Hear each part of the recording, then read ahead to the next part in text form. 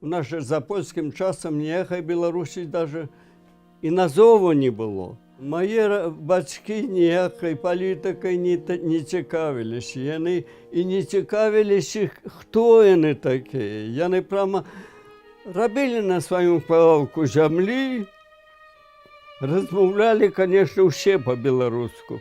Мой дзед памірае, оставляю яго паспорт польскі, довод особисты, такі, так і називається.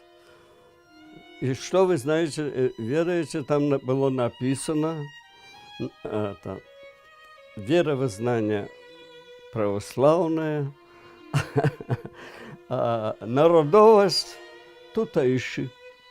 Большевики утекли, немцы пришли, ну тут уже нас полная белорусизация, полная. Все школы были белорусские. Початкові, семінари, при гімназію, я ще сама при гімназію глибоким закончив.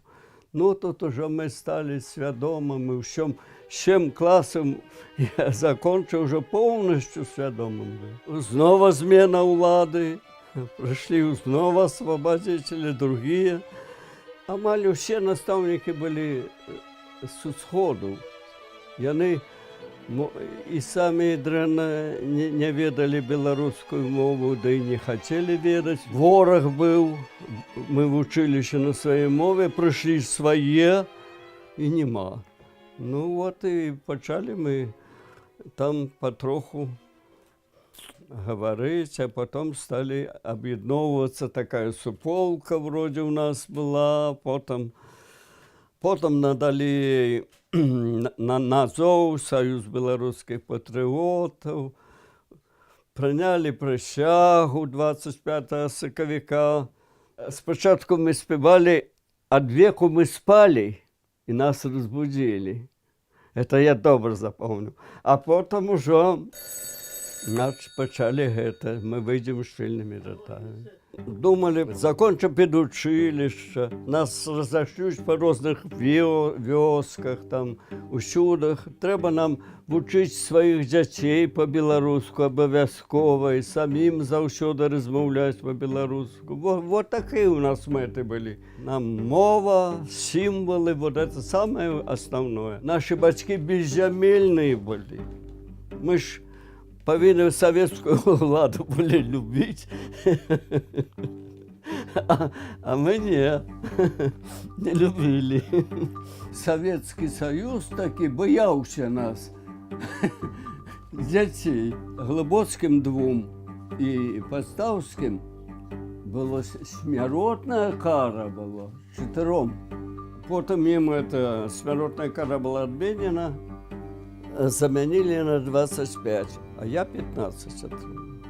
Сталин помер, у нас уже почали нас у лагере на «вы» называть. Ну, приехали на родиму до батьков, конечно. Я 9 годов пробыл там. Я якраз на Ивана Купалы пришел домой. Я хотел устроиться якраз в Новополоцк, будувався. А ваша книжка трудовая. А яка у лагері може бути? Нема. А де ви були?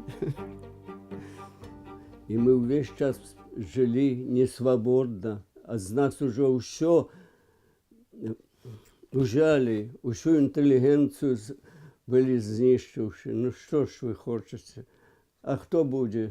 Хто тепер? От тепер, коли що таке здарилося, не видно ни одного такого человека, который мог бы повесить на Майдан хотя бы. Нема такого человека. Ніякої свідомості. Двохмов'я уводили. Вохали треба було на площу, на Майдан йти. Вохали. І весь час треба було йти. А так нема. Білорусів скоро не буде ніяких. Ну, тільки що Білорусь взяли эту назву одну.